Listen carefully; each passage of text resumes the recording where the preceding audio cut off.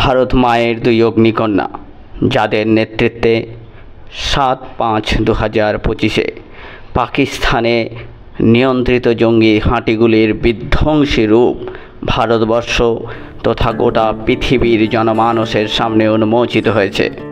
Operation সিন্দুরের মধ্যে দিয়ে ভারত তার যে 26 জন নাগরিকের জঘন্য হত্যালীলার চরম প্রতিশোধ গ্রহণ করল 7 তারিখ রাত্রি 1টা 4 মিনিটে, যখন ভারতের নিয়ন্ত্রণ রেখা পেরিয়ে 100 কিলোমিটার দূরে পাকিস্তান প্রবেশ করে পাকিস্তানে নিয়ন্ত্রিত একের পর এক বড় বড় জঙ্গি ঘাঁটিগুলোকে নিশানা করে 9টি জঙ্গি ঘাঁটিকে বিনষ্ট বিধ্বংস করে ভারতীয় সেনাবাহিনী।